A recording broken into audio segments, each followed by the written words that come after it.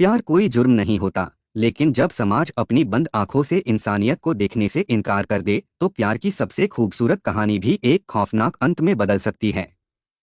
चांदनी ने सिर्फ इतना किया था कि उसने अपने दिल की सुनी, एक ऐसा फैसला जो उसे जिंदगी भर की खुशियां दे सकता था, लेकिन किस्मत ने कुछ और ही लिख रखा था।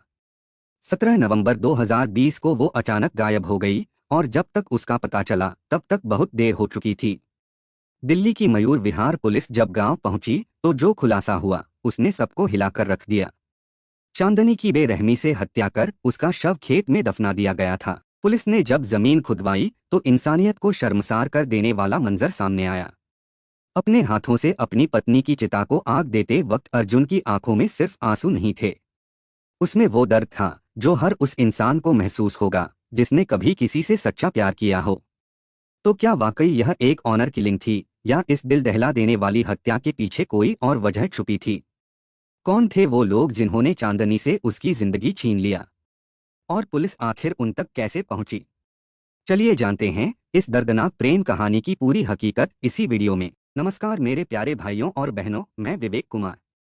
क्राइम की कहानी के नए एपिसोड में आप सभी लोगों का हार्दिक स्वागत है। कहानी में आगे बढ़ने से पहले कृपया क्राइम की कहानी चैनल को सब्सक्राइब कर बेल आइकन जरूर दबा लें, ताकि मेरे हर वीडियो का नोटिफिकेशन आपको मिलता रहे। तो चलिए आज की कहानी शुरू करते हैं। उत्तर प्रदेश के मैनपुरी जनपद के थाना किशनी क्षेत्र में स्थित है एक घना आबादी वाला गांव फिरंजी। गांव की तंग गलियों और हरियाली से घिरे कश्यप नगर मोहल्ले में उदयवीर कश्यप अपने बड़े परिवार के साथ रहता था। मेहनती किसान उदयवीर की दुनिया उसके खेतों और परिवार के इर्द गिर्द ही घूमती थी। परिवार में पत्नी सुखरानी के अलावा उसके 6 संतानें थीं, 5 बेटे सुधीर, सुनील, समीर, सुशील और सुमित तथा एक बेटी चांदनी। सुधीर और सुनील पिता के साथ खेतों में जुटे रहते थे, वहीं समीर, सुशील और सुमित रोजगार के लिए शहरों में निजी नौकरियों में व्यस्त थे। गांव में उदयवीर को एक दबंग और प्रभावशाली व्यक्ति के रूप में जाना जाता था। उसकी बात का मान गांव में हर किसी के लिए जरूरी था। बेटी चांदनी अपने 5 भाइयों की आंखों का तारा थी, एकलौती बहन होने का हर लाड़ उसे मिला। इसी प्यार दुलार ने पढ़ाई से उसका मन धीरे धीरे हटा दिया, और वह मां के साथ घरेलू कामों में हाथ बटाने लगी थी। चांदनी कश्यप अपने घर में सबसे अधिक सुंदर थी। नाजुक नयन, गोरा रंग और घने काले बालों वाली चांदनी जहां भी जाती सबकी नजरें ठहर जाती थी। उम्र भले ही महज 16 वर्ष की थी, लेकिन उसकी कद काठी और निखरी जवानी उसे 18 की भी पार लगती थी। मोहल्ले के कई युवक उस पर नजरें टिकाए रहते थे, परंतु चांदनी अपने स्वाभिमान की एक दीवार खींचे सबको दूर ही रखती थी। उसकी आंखों में संकोच भी था, और एक अनकहा आत्मगौरव भी था। चांदनी की बुआ कमला दिल्ली के त्रिलोकपुरी इलाके में रहती थी। एक बार जब वह गांव फिरंजी आई तो चांदनी की सुंदरता और घरेलू समझदारी देखकर बहुत प्रसन्न हुई। कमला ने चांदनी को अपने साथ दिल्ली ले जाने की इच्छा जताई। उसने कहा, थोड़ी हवा पानी बदलेगी और इस नन्ही परी को दुनिया भी दिखेगी। सुखरानी को बहन की बात में कोई ऐतराज नहीं था। उसे अपनी बेटी और बहन पर भरोसा था। चांदनी को तो खुद भी दिल्ली की रौनक, ऊंची इमारतें, चमचमाती सड़कें और रंगीन जिंदगी के किस्से सुनकर वहां जाने की बड़ी उत्सुकता थी। चांदनी जब बुआ कमला के साथ दिल्ली आई तो उसकी आंखें राजधानी की रंगीनियों में खोसी गईं। ऊंची ऊंची इमारतें, रोशनी से चमकती सड़कें और दिन रात की हलचल ने जैसे उसकी कल्पनाओं को पंख दे दिए। वह गांव की एक सादी संकोची लड़की से धीरे धीरे एक समझदार और खुले विचारों वाली युवती बनने लगी। दिल्ली उसे इतनी भा गई कि वह अब गांव के बजाय ज्यादातर समय बुआ के साथ ही रहने लगी। कमला और चांदनी के बीच एक गहरी आत्मीयता थी। दोनों आपस में न केवल रिश्ते की बुआ भतीजी थीं, बल्कि जैसे दो सखियां बन चुकी थीं। कमला उसे बेटी से बढ़कर मानती और हर छोटी बड़ी जरूरत का ख्याल रखती थी। कमला त्रिलोकपुरी के जिस मकान में किराए पर रहती थी, उसके ठीक सामने अर्जुन जाटव नाम का युवक भी अपने परिवार के साथ रहता था। अर्जुन स्वभाव से हंसमुख और मिलनसार था। पड़ोसी होने के नाते उसका कमला के घर आना जाना लगा ही रहता था। धीरे धीरे वह परिवार का हिस्सा सा बन गया था। कमला अर्जुन को बहुत मानती थी, उसे एक जिम्मेदार, समझदार और मददगार लड़का जो लगा था। अर्जुन भी कमला की बहुत इज्जत करता था।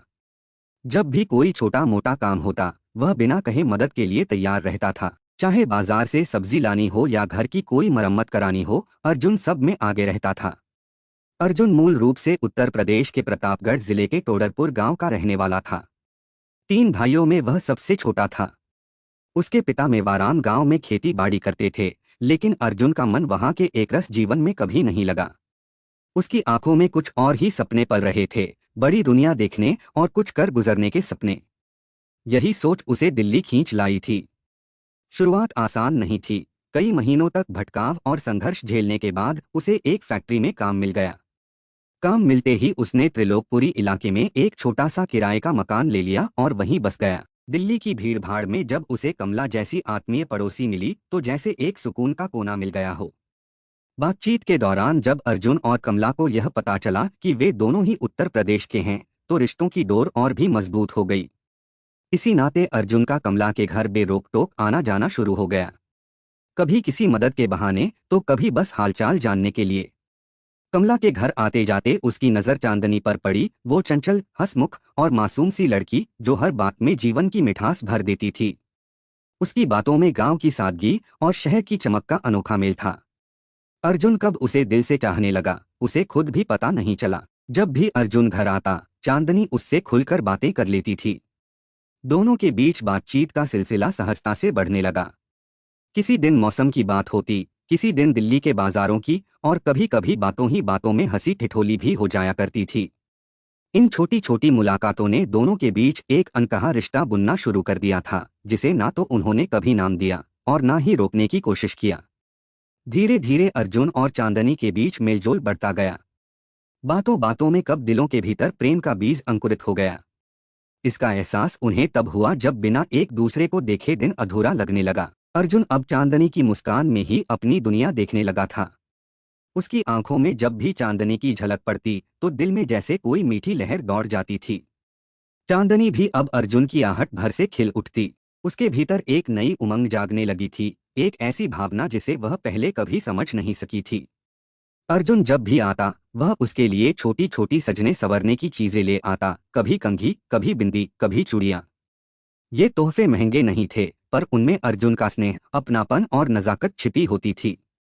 चांदनी अर्जुन के इस स्नेहिल व्यवहार को बहुत मान देती थी। वह उसे कभी बिना चाय नाश्ते के जाने नहीं देती थी, चाहे अर्जुन कितनी ही बार नानुकुर कर ले। हर बार वह हंसते हुए कहती, इतनी दूर से आए हो और खाली हाथ भेज दूं, ये कैसे हो सकता है। अर्जुन मुस्कुराता पर हार मान ही जाता था। कमला को यह सब देख कर ना कोई आपत्ति थी, ना चिंता। वह जानती थी कि अर्जुन नेक दिल लड़का है और चांदनी को आदर व सच्चे भाव से देखता है। अक्सर जब अर्जुन चाय पीने से मना करता तो कमला खुद चांदनी का पक्ष लेकर कहती, भाई अब तो तुम्हारा भी यही घर है, नखरे यहाँ नहीं चलेंगे, चाय पी कर ही जाना पड़ेगा। उस छोटे से त्रिलोकपुरी वाले घर में जैसे प्रेम की एक नर्म सी लौ जलने लगी थी, जिसकी आंच चुपचाप बिना किसी शोर के सबको सुख दे रही थी। समय जैसे चुपचाप बह रहा था, पर हर दिन अर्जुन के भीतर एक तूफान सा उठता था। चांदनी की मुस्कान, उसकी चाल, उसकी आंखों की मासूम चमक, सब कुछ अर्जुन के जहन में बस गया था। दिल हर रोज कहता, कह दे, बता दे उसे अपने मन की बात, लेकिन होंठ खामोश रहते।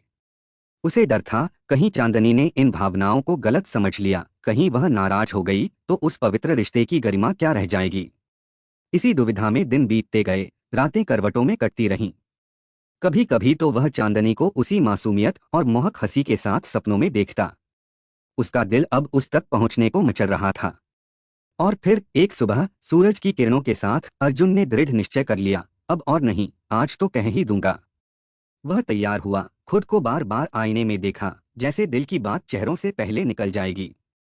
और फिर दिल थामे वह चांदनी के घर की ओर चल पड़ा। जब वह वहां पहुंचा तो घर के बाहर सन्नाटा था।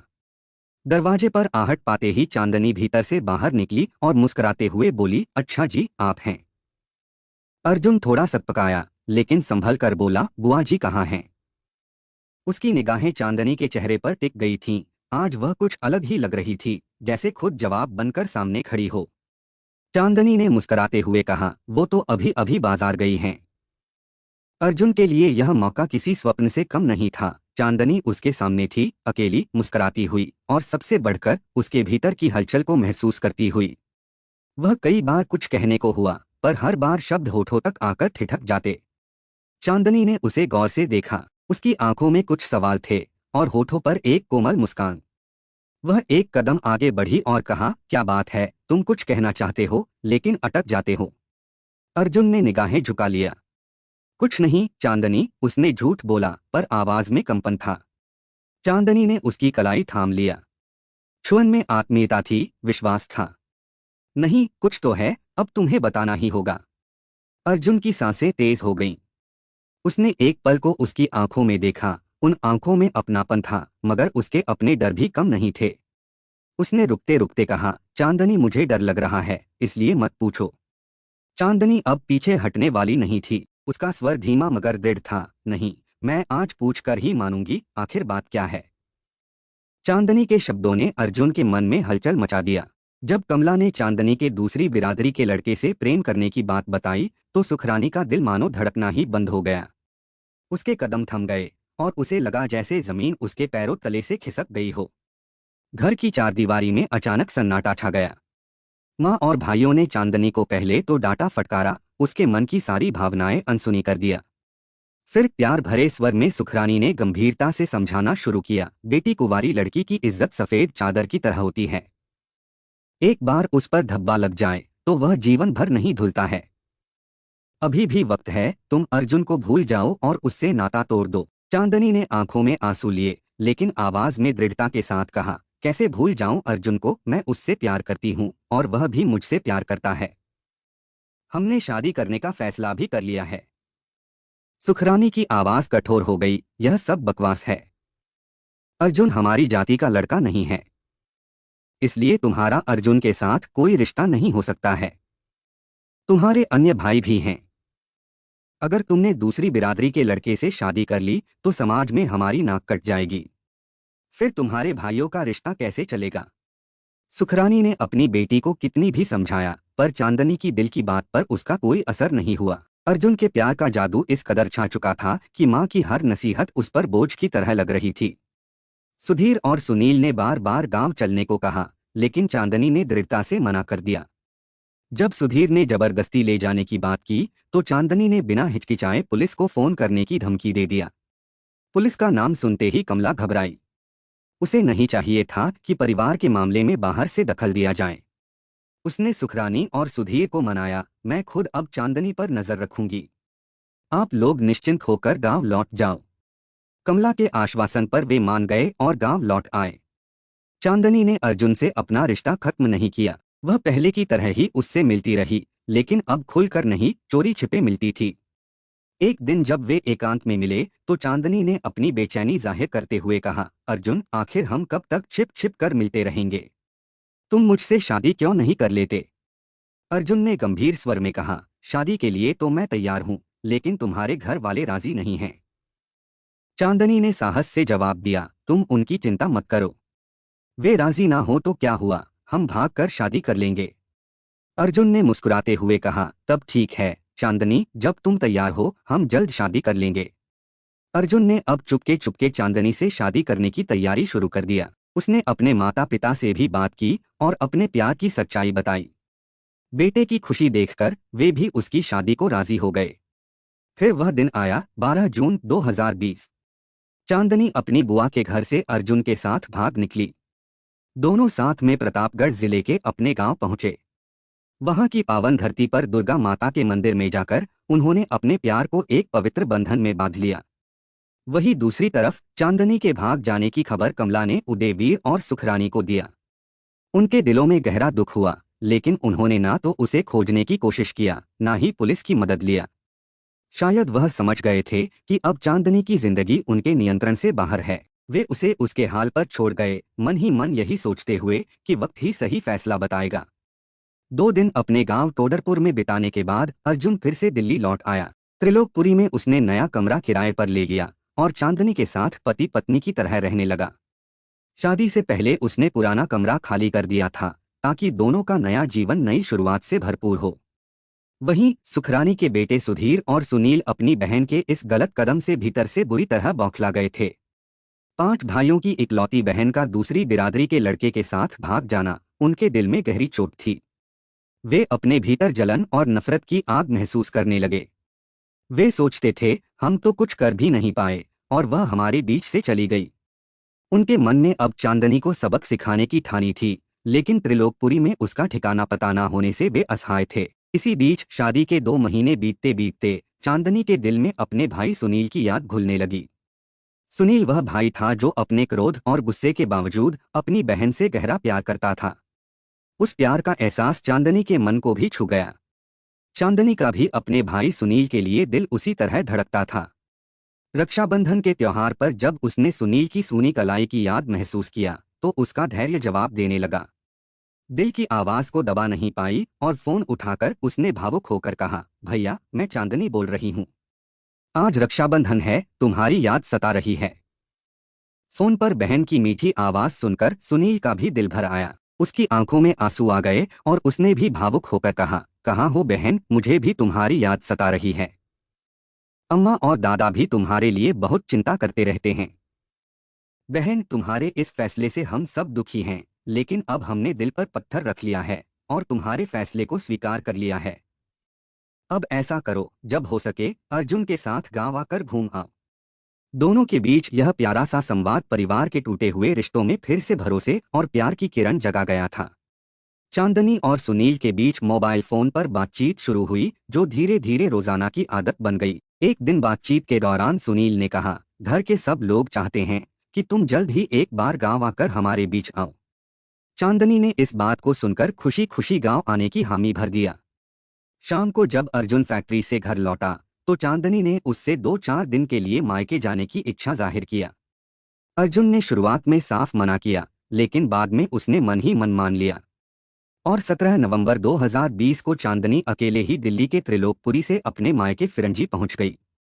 उसके मन में आस थी कि जब वह घर पहुंचेगी तो सब उसे प्यार और अपनत्व से गले लगाएंगे, लेकिन वहां का माहौल कुछ और ही था। घर में एक अजीब सा सन्नाटा था। सबकी नजरें नफरत और ठंडेपन से भरी हुई थीं। बड़ा भाई सुधीर और मां सुखरानी तो बेहद नाराज नजर आ रहे थे। पिता उदयवीर की भी नजरें टेढ़ी और कड़वी थीं। दूसरे दिन सुबह सुधीर, सुनील, उदयवीर और सुखरानी एक कमरे में बैठे गंभीर चर्चा में डूब गए। परिवार की मान मर्यादा और नाम को बचाने की सोचते हुए उन्होंने ठाना कि चांदनी को अर्जुन से दूर करना होगा। उन्होंने उसे दबाव डालना शुरू किया, चांदनी तुम अर्जुन का साथ छोड़ दो। अगर तुम ऐसा करोगी तो हम तुम्हारा विवाह धूमधाम से अपनी ही जाति के योग्य युवक से कर देंगे। लेकिन चांदनी ने अपने मन के साहस से जवाब दिया, मैंने अर्जुन से शादी कर ली है, मैं उसे किसी कीमत पर नहीं छोड़ूंगी। चांदनी का यह साहस सुधीर को बर्दाश्त नहीं हुआ। उसके गुस्से ने उसे अंधा कर दिया। अचानक उसने अपनी जेब से तमंचा निकाला और चांदनी के सीने में एक गोली दाग दिया। चांदनी नीचे गिर पड़ी, कुछ देर तक तड़पती रही और फिर जीवन की लौ बुझ गई। यह हादसा पूरे परिवार के लिए सदमे से कम नहीं था, लेकिन उनकी सोच थी कि यह घटना उनके लिए कलंक बन सकती है।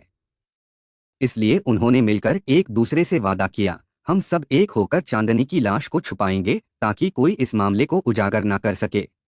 इसके लिए सुधीर और सुनील ने मिलकर गांव के बाहर एक सुनसान बंजर भूमि पर गहरा गड्ढा खोदा। वहां किसी की नजर ना पड़े, इसलिए उन्होंने बड़ी सावधानी से चांदनी के शव को उसी गड्ढे में दफन कर दिया।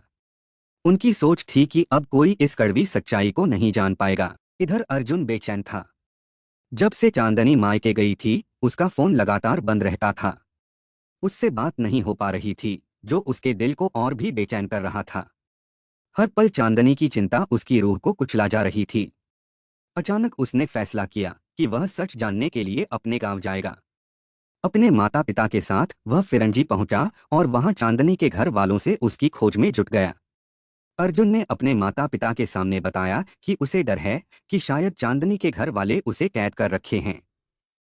23 नवंबर 2020 को अर्जुन अपने माता पिता के साथ फिरंजी गांव पहुंचा और चांदनी के परिजनों से पूछताछ करने लगा। सुधीर और सुनील ने बड़ी चालाकी के साथ झूठ बोला, हाँ चांदनी गांव आई थी, लेकिन 2 दिन बाद ही वह वापस दिल्ली चली गई। यह झूठ सुनकर अर्जुन के दिल में शक और चिंता के बादल और गहरे हो गए। अर्जुन तब त्रिलोकपुरी दिल्ली लौट आया। वहां वह कई दिनों तक अपनी पत्नी चांदनी की तलाश में जुटा रहा, लेकिन कहीं कोई सुराग नहीं मिला। बेचैनी बढ़ती जा रही थी, पर हिम्मत नहीं हारी। आखिरकार उसने थाना मयूर विहार जाकर अपने दर्द की कहानी थाना प्रभारी कैलाश चंद्र के सामने रखी। अर्जुन ने पूरी बात बयां करते हुए अपनी पत्नी के अपहरण की रिपोर्ट उसके ही भाई सुधीर और सुनील के खिलाफ दर्ज कराई। जांच की जिम्मेदारी एसआई मनोज कुमार तोमर को सौंपी गई। 9 दिसंबर 2020 को एसआई तोमर ने अर्जुन के साथ मैनपुरी जिले के थाना किशनी का रुख किया। उनके साथ SI Rakesh Singh, head constable Upendra और विजय भी मौजूद थे।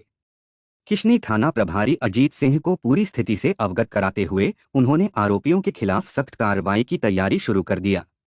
किशनी पुलिस की मदद से एसआई मनोज कुमार तोमर ने रात करीब 10 बजे फिरंजी गांव के उदयवीर के घर छापा मारा और उसके 2 बेटे सुधीर व सुनील को गिरफ्तार कर लिया।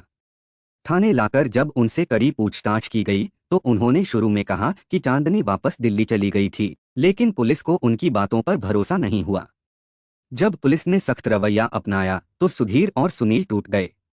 आखिरकार उन्होंने एक चौंकाने वाला सच उगल दिया। उन्होंने बताया कि चांदनी की हत्या कर दी गई है और उसका शव गांव के बाहर बंजर भूमि में दफन कर दिया गया है। यह सुनकर किशनी थाना प्रभारी अजीत सिंह, एसपी मैनपुरी अविनाश पांडे, मयूर विहार दिल्ली थाने के एसआई मनोज कुमार तोमर और उनके सहयोगी तुरंत फिरंजी गांव पहुंचे। पुलिस ने शव की खुदाई के लिए जेसीबी मशीन भी मंगवा ली और साक्ष्यों के लिए तैयारियां शुरू हो गईं। अब सच का पर्दाफाश होना तय था। चूंकि मामला एक युवती के शव की बरामदगी से जुड़ा था, इसलिए पुलिस अधिकारियों ने मौके पर नायब तहसीलदार अनुभव चंद्रा और एसडीएम राम सकल को भी बुला लिया। प्रशासनिक अधिकारियों और पुलिस की देखरेख में सुधीर व सुनील की निशानदेही पर जेसीबी से खुदाई शुरू की गई, लेकिन दिन भर की मेहनत के बावजूद शव नहीं मिला। फिर 11 दिसंबर 2020 को जब सुखरानी की निशानदेही पर खुदाई की गई तो गड्ढे के 8 फीट नीचे से चांदनी का शव बरामद हो गया। पुलिस ने शव को पोस्टमार्टम के लिए मैनपुरी जिला अस्पताल भेज दिया और आवश्यक कार्रवाई शुरू कर दिया। वहीं सुधीर और सुनील तो पुलिस की गिरफ्त में थे, लेकिन सुखरानी अपने पति उदयवीर के साथ फरार हो गई थी। पुलिस ने दोनों को पकड़ने के लिए प्रयास तेज कर दिए, लेकिन वे तब तक पुलिस की पकड़ से दूर रहे। 12 दिसंबर 2020 को किशनी पुलिस ने अभियुक्त सुधीर और सुनील को मैनपुरी की जिला अदालत में पेश किया। अदालत ने दोनों को जेल भेज दिया। मयूर विहार दिल्ली पुलिस ने अपहरण के मामले में हत्या और षड्यंत्र रचने की धाराएं 302 और 120 भी आरोप पत्र में शामिल कर दिया। कहानी लिखे जाने तक दिल्ली पुलिस आरोपी सुधीर और सुनील को रिमांड पर लेने की कार्रवाई कर रही थी ताकि उनसे विस्तार से पूछताछ की जा सके। वहीं फरार आरोपी उदयवीर और सुखरानी को भी पकड़ने के प्रयास तेज कर दिए गए थे ताकि उन्हें गिरफ्तार कर जांच पूरी की जा सके। यह कहानी हमें प्यार, परिवार, समाज और कर्तव्य के जटिल रिश्तों की एक मार्मिक दास्तान बताती है। चांदनी ने अपने दिल की सुनकर एक ऐसी राह चुनी जो उसके लिए खुशी का सपना थी, लेकिन समाज की कड़वी सच्चाई और परिवार के विरोध ने उसकी जिंदगी को एक दुखद अंत तक पहुंचा दिया। यह कहानी हमें याद दिलाती है कि जाति पांति, रूढ़िवादिता और सामाजिक बंदिशें इंसानियत और प्रेम के रास्ते में कितनी बड़ी दीवार बन सकती हैं। साथ ही यह भी सिखाती है कि जब परिवार और समाज अपने कर्तव्य और समझदारी से पीछे हट जाते हैं तो सबसे कमजोर यही लोग होते हैं जिनकी आवाज दबा दी जाती है। अंत में न्याय की प्रक्रिया चल रही है और उम्मीद है कि सच के सामने हर सच्चाई आएगी ताकि चांदनी जैसे मासूमों के साथ हुई अन्याय की सजा मिले और भविष्य में ऐसी घटनाओं को रोका जा सके। यह कहानी हमें सोचने पर मजबूर करती है कि प्रेम और सम्मान से भरा समाज ही सच्चा इंसानियत का परिचायक होता है। आज की कहानी बस यही तक। अब बारी कमेंट पढ़ने की है। ममता सिंह मैम ने कमेंट किया है, एक बार जब प्यार और शादी से धोखा मिला तो सीख लेना चाहिए था। चलो अच्छा, दूसरा मौका भी ली, फिर धोखा मिला तो तीसरी बार कैसे लव हो गया। सही हुआ संभल जाती तो सवर जाती। मैम ये बात आपने बिल्कुल सही कहा है कि संभल जाती तो सवर जाती। मैम आपके सपोर्ट और प्यार के लिए दिल से धन्यवाद। मीरा राय मैम ने कमेंट किया है, मैम आपके सपोर्ट और प्यार के लिए दिल से धन्यवाद। श्रेया वसानी जी ने कमेंट किया है, good afternoon sir. Good afternoon Shreya ji, आपके सपोर्ट और प्यार के लिए दिल से धन्यवाद। संजना मुखर्जी मैम ने कमेंट किया है, इस तरह के रिश्ते कभी ज्यादा दिन ना छुपता है ना चलता है। मैम यही तो बात लोगों के समझ में नहीं आती है। मैम आपके सपोर्ट और प्यार के लिए दिल से धन्यवाद। रीता छेत्री मैम ने कमेंट किया है, इलीगल रिलेशनशिप का यही हश्र होता है। मैम आपके सपोर्ट और प्यार के लिए दिल से धन्यवाद। माला कुमारी राय जी ने कमेंट किया है, बहुत ही दुखद घटना, बेचारा चरण सिंह इतनी मेहनत करके नौकरी ली और बेमौत मारा गया। मैम आपके सपोर्ट और प्यार के लिए दिल से धन्यवाद। सुषमा शाह जी ने कमेंट किया है, लड़कियों की मूर्खता है कि वो अपना लाइफ पार्टनर खुद ही चुनती है। बहुत ही दुखद कहानी है। मैम आपके सपोर्ट और प्यार के लिए दिल से धन्यवाद। रोशनी मेहरा जी ने कमेंट किया है, हेलो विवेक भाई, गुड आफ्टरनून। हेलो सिस्टर, आपके सपोर्ट और प्यार के लिए दिल से धन्यवाद। जमुना अटलूरी जी ने कमेंट किया है, इन तीनों बहनों को कोई और रास्ता निकालना था, हत्या करने की क्या जरूरत है। सर आपके सपोर्ट और प्यार के लिए दिल से धन्यवाद। लोकेन राय जी ने कमेंट किया है, मैम आपके सपोर्ट और प्यार के लिए दिल से धन्यवाद। दीपा सिंह जी ने कमेंट किया है, मैम आपके सपोर्ट और प्यार के लिए दिल से धन्यवाद। यास्मीन जी ने कमेंट किया है, ऐसे कत्ल करते हैं जैसे इंसान नहीं मिट्टी का पुतला हो। Yasmin from USA. मैम आपके सपोर्ट और प्यार के लिए दिल से धन्यवाद। कल्पना लिंबू जी ने कमेंट किया है, मैम आपके सपोर्ट और प्यार के लिए दिल से धन्यवाद। धर्मेंद्र दहिया जी ने कमेंट किया है, गुड आफ्टरनून सर। सारी गलती नहीं की थी, साफ साफ बता देना चाहिए था कि वह शादी नहीं करना चाहती है। सर गुड आफ्टरनून, आपके सपोर्ट और प्यार के लिए दिल से धन्यवाद। सरिता राय जी ने कमेंट किया है, मैम आपके सपोर्ट और प्यार के लिए दिल से धन्यवाद। अनुज कुमार जी ने कमेंट किया है, बेईमानी का परिणाम ऐसा ही होता है। सर आपके सपोर्ट और प्यार के लिए दिल से धन्यवाद। करिश्मा मौर्य जी ने कमेंट किया है, मैम आपके सपोर्ट और प्यार के लिए दिल से धन्यवाद। तुलसी चौरसिया जी ने कमेंट किया है, मैम आपके सपोर्ट और प्यार के लिए दिल से धन्यवाद। मनोज प्रभाकर जी ने कमेंट किया है, हुआ तो गलत है पर विश्वासघात की यही सजा है।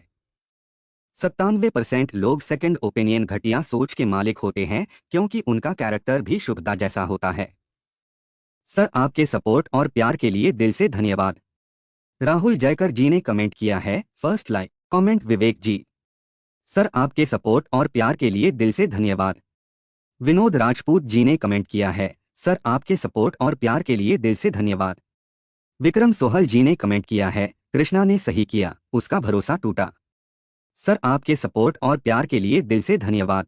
गणेश सौद जी ने कमेंट किया है, पैसा मांगने वाले बहुत बड़ा दुख दिखाकर पैसा मांगते हैं। मेरा 2 महीना में लौटाएगा बोलकर 13,000 रुपया 10 साल पहले लिया, अभी तक वापस नहीं दिया।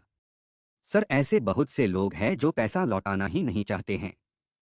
सर आपके सपोर्ट और प्यार के लिए दिल से धन्यवाद। रेखा सोकल जी ने कमेंट किया है, जय श्री श्याम बाबा, बहुत अच्छी लगी आज की कहानी। मैम जय श्री श्याम बाबा, आपके सपोर्ट और प्यार के लिए दिल से धन्यवाद। दोजी वैंग मो जी ने कमेंट किया है, I don't care but I have no sympathy समहा।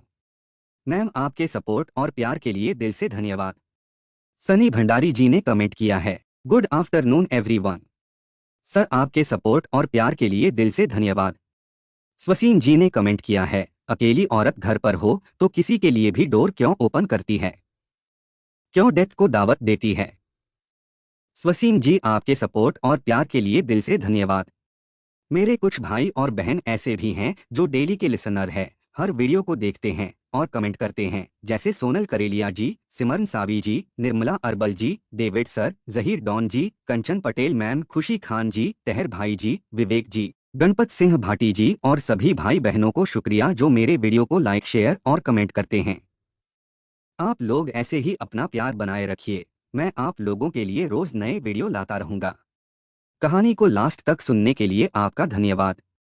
इस कहानी के बारे में अपनी राय कमेंट करके ज़रूर बताइएगा और ऐसी ही अपराध की सच्ची कहानियों के लिए हमारे चैनल क्राइम की कहानी को सब्सक्राइब कर लीजिए। कहानी को लाइक और शेयर ज़रूर करें। धन्यवाद।